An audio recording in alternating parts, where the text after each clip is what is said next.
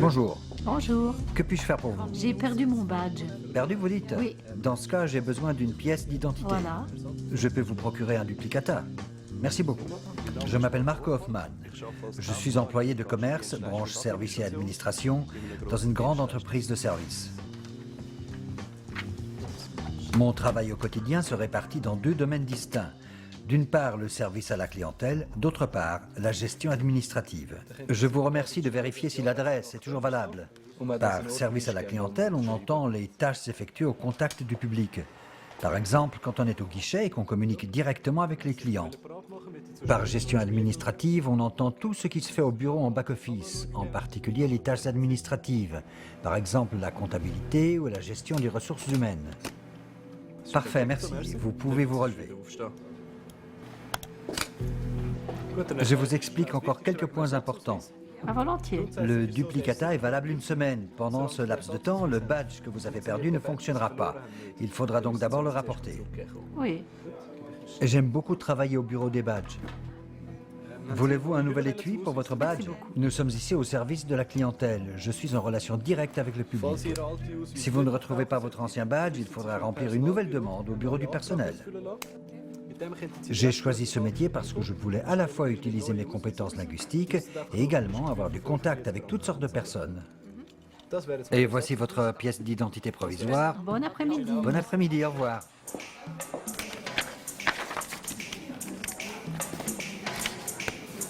Alors que le service à la clientèle fait surtout appel à des compétences en communication, la gestion administrative se concentre sur les activités de secrétariat et d'organisation.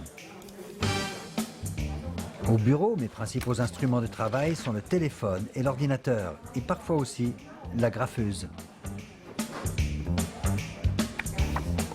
La saisie et le contrôle des paiements font partie de mes tâches de gestion comptable.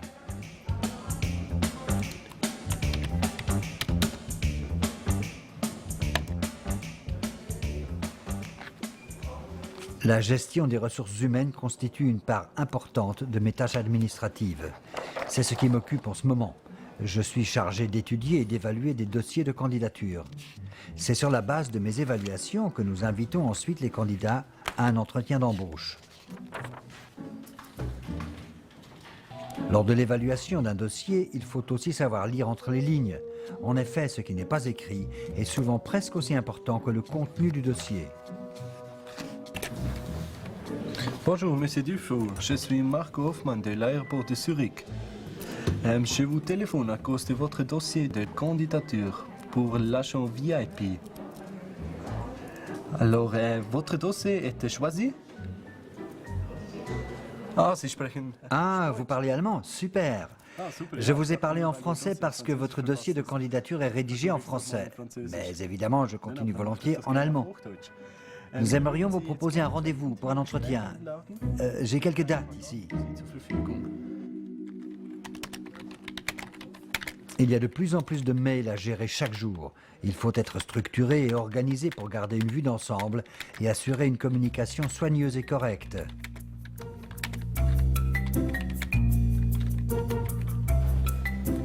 Salut Marco. Salut René. Tu as un moment? Naturellement. L'atelier entretien d'embauche avec les élèves aura lieu dans 2 semaines et je me suis demandé ce que nous pourrions améliorer dans son déroulement.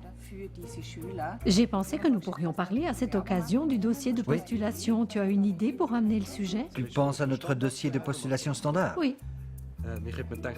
Je pourrais préparer un PowerPoint pour présenter nos professions. Bonne idée. Et on pourrait ajouter en parallèle la présentation de notre entreprise. Ok.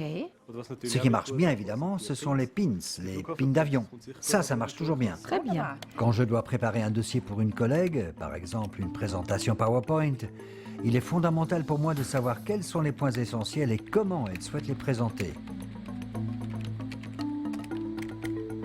Mon métier a plusieurs exigences. Je citerai tout d'abord l'aptitude à la communication, le goût des chiffres et des compétences en langue étrangère. Ce qui compte aussi, c'est d'avoir une excellente présentation et de bonnes manières. Il faut aussi aimer le travail à l'ordinateur et avec d'autres moyens de communication. J'ai souvent affaire dans mon travail à des données sensibles et confidentielles. Je suis soumis à la loi sur la protection des données et tenu au secret professionnel. Voilà, René, j'ai terminé les dossiers. Est-ce que tu pourrais rapidement regarder si ça te convient? À la première page, déjà dans l'introduction, le texte n'est plus d'actualité. Beaucoup de choses ont changé. J'aimerais que tu relises le tout et que tu adaptes le texte pour que cela soit conforme à la situation d'aujourd'hui. Ok. Ce que j'apprécie beaucoup, c'est rédiger et corriger. Ce serait très bien si tu pouvais faire 2 ou 3 propositions. Ok. Notre aptitude à communiquer est également valorisée dans le travail d'équipe. Que l'apprentissage de l'électricien de réseau. Ce qui prend de plus en plus d'importance dans mon travail, ce sont les visioconférences. Je suis chargé de veiller à leur bon déroulement et à ce que les branchements soient correctement effectués.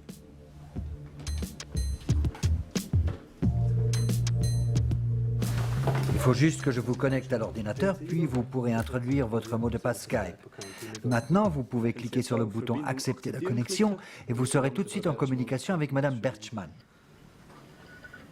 Bah, super. Salut Diane. Salut Pascal, merci d'avoir trouvé le temps. Pas de problème. Pascal, peux-tu me fournir une mise à jour du week-end du jubilé des... Aussitôt que la visioconférence est en route, je prends des notes pour rédiger un procès-verbal de la séance. Dans ce contexte, il est important de rester attentif pendant la réunion et de noter l'essentiel en peu de mots et avec précision. Pour le sponsoring et la publicité, vous en êtes où là-bas? Stéphanie, Tout va bien, tous les flyers sont c'est un travail qui peut être complexe et stressant. Selon le sujet de la séance, il faut se préparer et s'informer en détail sur la thématique pour pouvoir être en mesure de rédiger un compte-rendu. On a un groupe de musique à l'Airside et de la musique pour enfants au Paradiso. Très bien, merci beaucoup. Un procès-verbal de séance a un caractère obligatoire. Il est donc absolument prioritaire que le contenu soit noté et restitué correctement. Merci beaucoup, une bonne journée à vous aussi.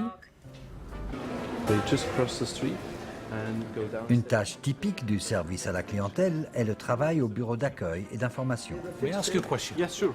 I just arrived and I have no hotel reservation. Any recommendations from me for a downtown hotel in Zurich? Yes, sure. What rate you want for the hotel? It's a 4-star would be fine. 4-star. Okay.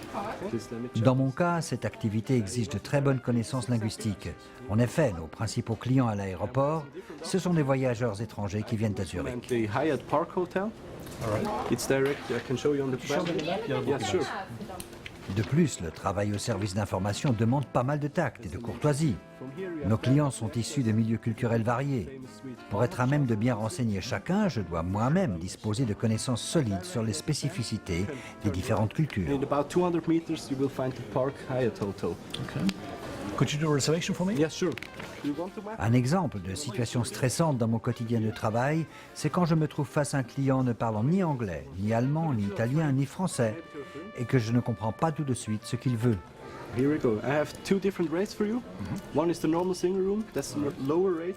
La plupart du temps, on peut s'en sortir avec des gestes, des mimiques et de la patience. Price rate. On a parfois l'air d'un clown.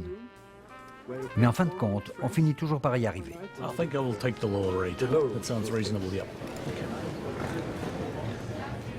En ce qui concerne mon avenir professionnel, j'aimerais bien continuer à me former, soit dans la gestion des ressources humaines, soit dans la communication d'entreprise.